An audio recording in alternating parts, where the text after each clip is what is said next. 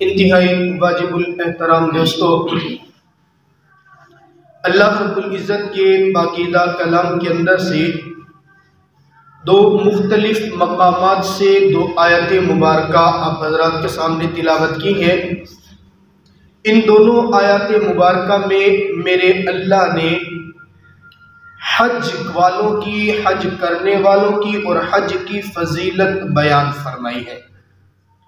اسلام کے بنیادی عقائد کے اندر سے کلمہ، نماز اور روزے کے بعد جو نمبر آتا ہے وہ حج کا آتا ہے۔ آج انشاءاللہ کوشش کریں گے آپ حضرات کی خدمت میں حج سے متعلق کچھ باتیں کریں۔ شاید آپ میں سے کوئی یہ سمجھے کہ حج کا موسم تو نہیں ہے، ابھی تو رمضان بھی نہیں آیا، حج تو پتہ نہیں کب ہوگا، تو اتنی جلدی حج کی بات کرنے کی ضرورت کیا پیش آ گئی ہے؟ تو میری معلومات کے مطابق آج کل میں وہ تاریخیں شاید حکومت نے دے دی ہیں، جن لوگوں نے اس سال حج کرنا ہے ان لوگوں نے درخواستیں اور اپنے پیسے جمع کرانے شروع کر دیے ہیں۔ تو کچھ لوگ جمع کروا رہے ہیں، کچھ صاحب نصاب ہوں گے اور کچھ کا موڈ ابھی نہیں بنا ہوگا۔ تو ایک منبر پر بیٹھنے کی وجہ سے ہماری ذمہ داری بنتی ہے کہ حج کا شوق پیدا کرنا، حج کی فضائل جو آقا نامدار تاجدار ختم نبوت جناب محمد عربی صلی اللہ تعالیٰ علیہ وسلم نے بیان فرمائے ہیں وہ آپ کے سامنے ذکر کر دیں، تاکہ جن کو میرے اللہ نے وسعت دی ہے وہ کوشش کریں اور اس فریضے کو جلد از جلد ادا کرنے کی کوشش کریں۔ اللہ تعالیٰ اسی بہانے بیان کرنے کی برکت سے ہمیں بھی لے جائے، آپ کو بھی لے جائے۔ علماء نے لکھا کہ تین چیزیں، ویسے تو چیزیں بہت زیادہ، تین چیزیں آپ ذہن نشین فرمائیں ایسی ہیں کہ جن سے کبھی کسی کا دل بھرتا ہی نہیں ہے۔ دنیا میں آپ کو کوئی ایسا شخص ملے گا ہی نہیں کہ جو یہ کہے کہ میرا ان سے دل بھر گیا۔ ایک ہے آسمان، آسمان کا ایک ہی رنگ ہے نیلا رنگ، آسمان پہ ستارے چمکتے ہیں۔ آپ کو دنیا میں کوئی بندہ ایسا نہیں ملے گا جو یہ کہے میں تو آسمان اور آسمان کے ستارے دیکھ دیکھ کے تھک گیا ہوں، اب میرا دل نہیں چاہتا میں آسمان میں رہوں، کبھی نہیں تھکے گا۔ ویسے کوئی بھی کلر ہے آپ اپنے گھر میں کروا لیں، کسی جگہ کروا لیں، ایک وقت آتا ہے اس کلر سے آپ دل بھرتا ہے، آپ کہتے ہیں نہیں اس میں کوئی چینجنگ ہونی چاہیے۔ لیکن آسمان کے بارے میں کوئی نہیں سوچتا، کوئی کہہ بھی نہیں سکتا کہ اس کلر سے میری آنکھیں تھک گئی ہیں یا میرا دل بھر گیا۔ دوسری چیز ہے جناب والا پانی۔ دنیا میں آپ کو کوئی ایسا شخص مل ہی نہیں سکتا کہ جو یہ کہے کہ جی میں اپنی زندگی میں پانی پی پی کے تھک گیا ہوں، اب بس میں بس کرتا ہوں، پانی پیوں گا ہی نہیں۔ پانی کو جب بھی پیو، ہر مرتبہ پیتے وقت مزہ الگ ہی آتا ہے۔ پیاس جب بھی لگے گی آپ پانی کا گلاس پیو، مسلمان ہو تو گرمی میں ٹھنڈا پانی پیتے ہوئے دل سے نکلتا ہے سبحان اللہ، اور سردی میں وہی پانی اگر چائے کی صورت میں مل جائے تو بھی نکلتا ہے دل سے سبحان اللہ۔ اور تیسری چیز جناب والا میرے رب کا گھر ہے، میرے رب کا گھر۔ ان اول بیت وضع للناس للذی ببکہ، اس گھر کے بھی تین نام میرے رب نے قرآن میں ذکر کیے، تاریخ میں بھی آتے ہیں۔ پہلا نام بکہ، بات کے اندر اس میں تخفیف کرتے کرتے کرتے وہ بنا مکہ۔ ابتداً کائنات کے اندر جو گھر بنا وہی گھر بنا، اس سے پہلے اس کائنات کے اندر کوئی چیز نہیں تھی۔ میرے اللہ نے اپنے گھر کو ایک بلبلے سے بنایا ہے، پانی تھا، زمین نہیں تھی، اس جگہ پر میرے رب نے پانی کے اندر ایک بلبلا پیدا کیا۔ وہ بلبلا پھیلا پھیلا پھیلا پھیلا پھیلتے پھیلتے زمین بنتی چلی گئی۔ جس جگہ پہ وہ بلبلا اٹھا تھا اسی جگہ پر میرے رب نے سب سے پہلے اپنے فرشتوں کی مدد سے اپنے گھر کی بنیاد رکھوا دی۔ کعبۃ اللہ کی غالباً 6 مرتبہ تعمیرات ہوئی ہیں، اس کے بعد پھر علماء کا فتویٰ اب اس کی تعمیریں جدید نہیں ہو سکتی۔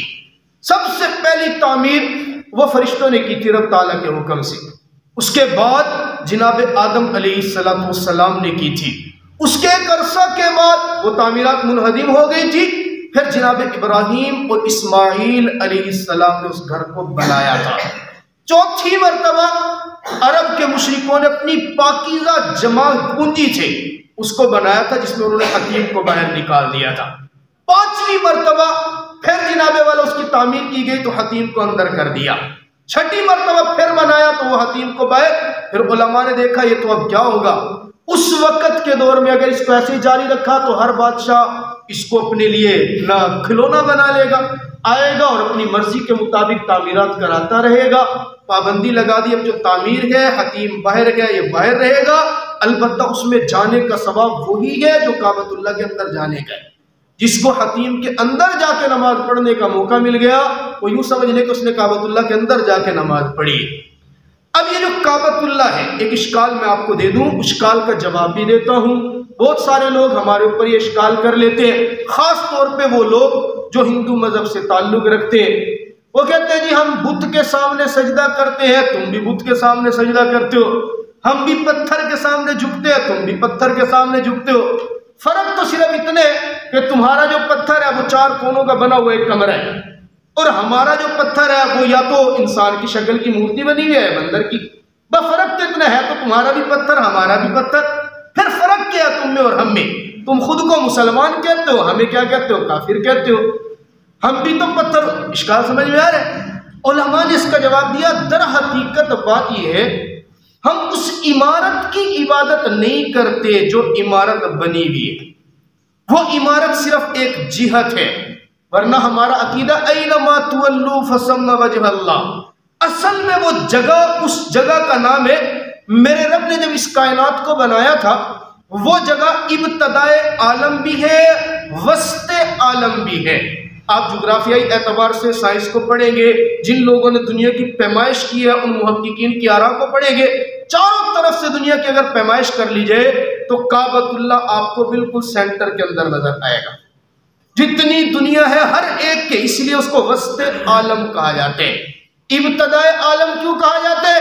اس لیے کہ زمین کی ابتدا بنی وہیں سے تھی، وہاں سے وہ جو بلبلہ اٹھا میرے رب نے اس کو اپنا گھر بنا دیا، اب اس گھر کے اوپر میرے رب کی نور کی ڈائریکٹ تجلی گرتی ہے، اور اس تجلی کا احساس ہر اس بندے کو ہوتا ہے جو میرے رب کے گھر کی زیارت کے لیے جاتے ہیں۔ آپ کسی بھی آنے والے سے آ کے پوچھیں، وہ آ کے کہتا ہے میں یہاں سے گیا تھا، میری حالت کچھ اور تھی، میں 4 مرتبہ چلا گیا، 5 مرتبہ چلا گیا، رب کعبہ کی قسم جب پہلی نظر پڑتی ہے نا، ہر مرتبہ نظر پڑنے پہ بندے کی کیفیت ہی بالکل الگ ہو جاتی ہے۔ اب وہ کیفیت پتھر تو نہیں کر سکتا، ہماری وہ کیفیت کیوں بدل رہی ہے؟ اس لیے کہ وہ ڈائریکٹ میرے رب کے نور کی تجلی پڑتی ہے۔ اس لیے ہم مسلمانوں کا عقیدہ ہے زمین پر جہاں میرے رب کے نور کی تجلی پڑ رہی ہے اس کی علامت میرے رب نے کعبۃ اللہ بنا دی، اسی کو ہم بیت اللہ بھی کہتے ہیں۔ بالکل اسی کی سمت میں آسمان کے اوپر فرشتوں کے لیے میرے رب نے ایک ایسا گھر بنایا ہے جس کو بیت المعمور کہا جاتا ہے۔ میرے رب کی ڈائریکٹ تجلی بیت المعمور پہ پڑتی ہے، فرشتے اس کے گرد طواف کرتے ہیں، وہاں سے تجلی کعبۃ اللہ پہ پڑتی ہے، اسی لیے ہم اس تجلی کی طرف رخ کر کے منہ کر کے نماز پڑھتے ہیں، ہم محض اس عمارت کی عبادت نہیں کرتے۔ اسی لیے تو جو کعبۃ اللہ سے اوپر ہے وہ بھی جب نماز پڑھے گا تو منہ تو رخ اسی طرف کرے گا، ہم یہاں پہ موجود ہیں، ہم اس کی طرف رخ کر کے نماز پڑھ رہے ہیں کیونکہ ہمارے رب کی نور کی تجلی اسی طرف ہے۔ تو میں عرض کر رہا تھا کہ کچھ چیزیں ایسی ہیں جن سے دل نہیں بھرتا، آپ کو دنیا میں کوئی بندہ نہیں ملے گا جو یہ کہے کہ جناب میں کعبۃ اللہ کو دیکھتے دیکھتے تھک گیا، سوال ہی پیدا نہیں ہوتا۔ کیوں حاجی صاحب؟ سوال کہتا ہے جو بندہ وہاں گیا نا، جس نے جتنی مرتبہ دیکھا ہر مرتبہ دیکھنے پہ میرا اللہ لطف ہی الگ عطا فرماتے، دعا فرمائے مجھے اور آپ کو میرا اللہ یہ سعادت عطا فرمائے۔ جو اچھا میں نے یہ بھی سنے، فرمایا جو نہیں گیا نا وہ کم تڑپے گا، جو نہیں گیا ابھی تک، جس نے وہ نور کی تجلی نہیں چکھی، جس نے وہ زیارت نہیں کی، اس کے دل میں تڑپ کم ہے، اور جو ایک مرتبہ ہو کے آ گیا نا، صدقے دل سے وہاں ہو کے آ گیا، مل کے آ گیا، اس کی تڑپ اور اس کی چاہت پہلے سے کئی گنا زیادہ بڑھ جاتی۔ اس کو تیرے گھر کے پھیرے لگاتا رہوں میں، اللہ بس یہ ایسا موقع دے، یہ ایک سعادت ہوتی ہے۔ وہ میرے رب کا گھر اتنی عظمت والا ہے۔ جناب اسماعیل ابراہیم علیہ السلام نے جب اللہ کے حکم سے بنایا تھا نا، کعبۃ اللہ کی تعمیر کر لی، ایک پورا واقعہ ہے، وہ تو نشانات بھی ختم ہو گئے تھے آدم علیہ السلام کی تعمیر کے، میرے رب نے حکم دیا کہ آپ جا کے اپنے بیٹے اسماعیل کے ساتھ تعمیر کریں، تعمیر مکمل ہو گئی، بے آب ہو گیا، بالکل میں کوئی آبادی نہیں تھی، بوادن غیر ذی زرع، بنا دی اللہ، تعمیر تو مکمل ہو گئی، اب کیا کروں؟ اب علماء نے اس میں بڑی پیاری بات لکھی ہے، دیکھیں ذرا غور کریں۔ جناب ابراہیم علیہ السلام کو میرے اللہ نے جو خاص لقب دیا وہ ابراہیم خلیل اللہ۔ اسماعیل علیہ السلام کا خاص لقب کیا ہے؟ ذبیح اللہ۔ اور جو گھر بن رہا ہے اس گھر کا نام ہے بیت اللہ۔ بنایا کس کے لیے جا رہا ہے؟ اللہ کے لیے۔ فرمایا حکم دینے والا اللہ، بنانے والا خلیل اللہ، تعاون کرنے والا ذبیح اللہ، اور بننے والا کو ہم لوگ بیت اللہ کہتے ہیں۔ جب بن گیا، اللہ یہ تیرا گھر بن گیا، میرے ذمہ ڈیوٹی تھی بنانا، اب اس کو آباد بھی فرما دے۔ پتہ چلتا ہے عبادت گاہ بنانا اتنا اہم نہیں ہے، بنا کے ان کی آبادی کی فکر کرنا زیادہ اہم ہے۔ جناب ابراہیم علیہ السلام نے کعبۃ اللہ کو بنانے کے بعد اپنی ذمہ داری سے سبق دوش نہیں ہوئے کہ میں نے بنا دیا بس کافی ہے۔ عام طور پہ آپ نے دیکھو گا، میں نے کئی جگہ پہ دیکھے، کچھ لوگ مسجدیں بنانے کا شوق رکھتے ہیں، ایسی جگہ پہ مسجد بنا دیتے ہیں جہاں پہ پاس کوئی نماز پڑھنے والا بھی نہیں ہے۔ میں یقین کریں مجھے آج بھی 2-3 مسجدیں ایسی یاد ہے، ایسی جگہ پہ بنی ہوئی اور بن کے ان کے تالے لگے ہوئے ہیں، گزشتہ 10 سال سے دیکھ رہا ہوں، اندر کتے پھر رہے ہوتے ہیں، مالک کھولنے کی ہمت نہیں کرتا۔ یہ مسجد اس کے لیے بخشش کا نہیں، الٹا وبال کا سبب بنے گی۔ اور کیوں وبال کا، میں اس پہ آپ کو چھوٹی سی دلیل بھی دے دوں۔ حدیث مبارکہ میں آپ کھانا کھا رہے ہیں، کھانا کھاتے ہو آپ کے برتن کے اندر نہ تھوڑا سی کھانا بچ گیا، آپ نے وہ آخری لقمہ اپنی روٹی کے اندر لگا کے کھا لیا، صرف اس لیے کہ میں کھانے کا احترام کرتا ہوں یار یہ ضائع نہ ہو جائے۔ آپ نے وہ لقمہ اس کے اندر لگایا اور لگا کے کھا لیا، پیٹ اپنا بھر رہے ہیں، کھانے کو ضائع ہونے سے بچا رہے ہیں۔ حدیث مبارکہ کا مفہوم ہے کہ یہ کھانا جو بندہ کھا رہے ہیں، یہ کھانا اور یہ برتن اللہ سے دعا کرتے اللہ جیسے اس نے مجھے بے حرمتی سے بچایا ہے، اس نے میرا احترام کیا ہے، اے میرے رب میں دعا کرتا ہوں تو اس کے گناہوں کی معافی کا اعلان فرما دے۔ اللہ کل بروز محشر تو بھی اس کی ایسے عزت اور احترام کرنا۔ ایک کھانا جس کو ہم اپنی ضرورت کے لیے کھا رہے ہیں، وہ ہمارے لیے، ہم اس کی قدر کریں تو ہمارے لیے مغفرت کی دعا کر رہے ہیں۔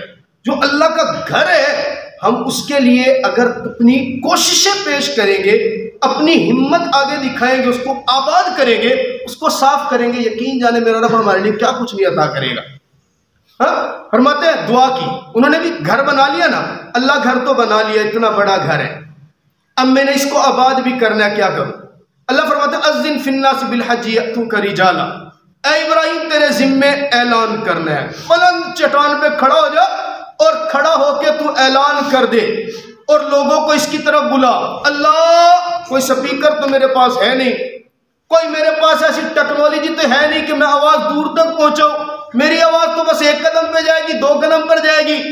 ابراہیم علیہ السلام کو میرے رب نے حکم دیا، ابراہیم جب حکم بڑے کا ہونا پھر علتیں نہیں تلاش کیا کرتے، میرا حکم ہے آپ اعلان کریں، مجھ رب کا حکم مان کر اعلان کرنا آپ کا کام ہے، اور لوگوں کے کانوں تک پہنچا دینا مجھ رب ذوالجلال کا کام ہے۔ ابھی ایسا اعلان کر دیا، آپ دیکھیں دنیا جہان کے پوری دنیا سے جن کے دلوں میں ایمان ہے کھینچے چلے آتے ہیں، کھینچے چلے آ رہے ہیں اس جگہ پہ۔ اور فرمایا کہ جتنے بھی انبیاء آئے 1,24,000 کم و بیش، ایک نبی، ایک پیغمبر، ایک رسول ایسا نہیں ہے، آپ تحقیق کر کے دیکھ لیں، جس نے اس گھر کا طواف نہ کیا۔ جب ابراہیم علیہ السلام نے اس گھر کو بنا لیا تھا نا، میرے رب نے سب سے پہلے اس گھر کے اوپر ایک بادل بھیجا تھا، توجہ میری طرف رکھنا، ایک بادل بھیجا، اس گھر نے آ کے اس بادل کے اوپر سایہ کر دیا۔ جب وہ سایہ ہوا تو جناب ابراہیم علیہ السلام نے سوال کیا، اللہ یہ کیا ہے؟ کہا اس گھر کے اوپر میں نے سایہ کے لیے یہ بادل بھیجا۔ ابراہیم جتنی جگہ پر یہ سایہ آیا ہے نا، اس جگہ پر تو نشان لگا دے، میں رب اس جگہ کو قیامت کی صبح تک کے لیے حرم بنا کے رکھوں گا۔ وہ جگہ جس کو ہم حرم کہتے ہیں نا، وہ جگہ بھی میرے رب کی طرف سے منتخب شدہ ہے، اور وہاں جو جاتا ہے نا یقین جانے وہ بھی میرے رب کی طرف سے چنا ہوا ہوتا ہے۔ کہا جس نے جناب ابراہیم علیہ السلام کی آواز کے اوپر لبیک کہا نا، اور جتنی بار کہا، میرا رب اس کو زندگی میں اتنی بار اس گھر میں جانے کی توفیق عطا فرمائے گا۔ اب ہمیں تو نہیں پتا وہاں کس کس نے آمین کہا تھا، لبیک کہا تھا، ہمارے ذمے کیا ہے؟ اپنی زندگی میں، اپنی روزمرہ کے معاملات میں اللہ نے اگر مال دیا ہے، دولت دی ہے، آپ کے پاس مصروفیت بہت زیادہ ہوگی، لیکن یہ آپ کے ذمہ فرض ہے. اگر حج کے قوائف پورے ہو رہے ہیں، آپ کے پاس آنے جانے کا خرچہ ہے، پیچھے گھر والوں کو دینے کا خرچہ ہے، تو مت انتظار کیجئے کہ اگلے سال کروں گا، مت انتظار کیجئے کہ میں اپنے بچوں کی شادیاں کر لوں بعد میں کروں گا، مت انتظار کیجئے کہ میں سیٹل ہو جاؤں، کچھ کاروبار کر لوں، یہ کر لوں، وہ کر لوں، بعد میں کروں گا. اللہ نے اگر فرصت دی ہے اور آپ کے پاس اخراجات پورے ہو رہے ہیں تو آپ فوراً سے میرے رب کے گھر کی طرف نکل جائیے. مجھے یہ حدیث تو نہیں ملی، بہرحال تجربہ کار لوگوں کا میں تجربہ بتا رہا ہوں. وہ لوگ فرماتے ہیں جو بندہ حج اور عمرے پہ جتنا لگا کے آتے ہیں نا، حج اور عمرے پہ جتنا لگا کے آتے ہیں، جتنا پیسہ وہاں لگتا ہے وہ میرا رب اپنے ذمے لازم کر لیتا ہے کہ تو اپنے گھر پہنچ، تیری زندگی کے اندر یہ لگا ہوا پیسہ میں تجھے ضرور واپس کروں گا. یہ مجھے حدیث میں تو نہیں ملا، بہرحال تجربہ کار لوگوں نے یہ بتایا کہ وہاں جو ہم لگا کے آتے ہیں نا وہ میرا رب ہمیں واپس ضرور کر دیتے ہیں. تو میرے دوستو، یہ دن جو چل رہے ہیں یہ وہ دن ہے جن کے اندر سنیں سرکاری طور پہ اعلان ہے، حج کے کاغذات جمع ہو رہے ہیں، لوگ پیسے جمع کروا رہے ہیں. آپ میں سے جو صاحب نصاب ہے، صاحب وسعت ہے، اس فریضے کے اندر کوتاہی نہ کریں. بہت سارے لوگوں کو شوق ہوتا ہے، بیچارے اپنا سب کچھ لگا کے بھی جاتے ہیں، کچھ لوگ قرض لے کے بھی جاتے ہیں. شریعت نے مکلف تو نہیں کیا، لیکن یہ تڑپ کی بات ہوتی ہے. اگر کوئی جا رہا ہے تو وہ بھی سعادت کی بات ہے، وہ منع نہیں ہے، وہ سعادت کی بات. لیکن بہت سارے لوگ سستی کر دیتے ہیں. زندگی کے اندر کماتے بھی بڑا کچھ ہے، پاس رکھتے بھی بڑا کچھ ہے، بناتے بھی بڑا کچھ ہے، پلاٹ بھی کافی سارے ہوں گے، دکانیں بھی کافی ساری ہوں گی، کاروبار بھی کافی سارا، لیکن اس طرح وہ رخ ذرا کم کرتے ہیں. بعض لوگوں کو عمرے کا شوق بہت ہوتا ہے، عمروں پہ لگاتے ہیں پیسے، 4 4 5 5 10 10 عمرے کر لیتے ہیں. یاد رکھنا، عمرہ کرنا زیادہ سے زیادہ سنت ہے، فرض نہیں ہے. اگر آپ نے عمرہ نہ بھی عمرہ کر لیں گے تو سعادت ہے، ثواب ہے. نہیں کریں گے تو کم از کم رب آپ سے سوال نہیں کرے گا کہ عمرہ کیوں نہیں کیا. لیکن حج اگر آپ کے اوپر فرض ہو گیا اور آپ نے وہ حج نہ کیا تو میرا رب آپ سے جیسے پوچھے گا نا کہ آپ نے نماز کیوں نہیں پڑھی تھی، آپ نے روزہ کیوں نہیں رکھا تھا، آپ نے جناب والا زکوٰۃ کیوں نہیں دی تھی، اسی طرح میرا رب آپ سے یہ بھی سوال کرے گا کہ آپ پر جب حج فرض ہو گیا تھا تو آپ نے وہ حج ادا کیوں نہیں کیا تھا. اس لیے جس کے اوپر حج کے قوائف پورے ہو رہے وہ کوشش کرے، وقت سے فائدہ اٹھائے، نیت کرے، مدد میرا رب کرے گا. نیت تو ہماری بھی ہے، اور تب سے جب سے ہو سنبھالے اللہ حج کی بھی سعادت دے اور اللہ عمرہ بھی کروا دے. اللہ ہمیں بھی وہ گھڑیاں وہ لمحات دیکھنے اور جائیں گے انشاءاللہ، بھرپور یقین ہے ضرور جائیں گے. کیسے جائیں گے یہ ہمیں نہیں پتا، یہ اس کا کام ہے لے جانا. آپ بھی پکا عزم کر لیں کہ انشاءاللہ اس گھر کے چکر لگانے ضرور ہیں. ارادہ کرتے ہیں، سارے نہیں کرتے. اللہ تعالی ہمیں جانے کی توفیق عطا فرمائے.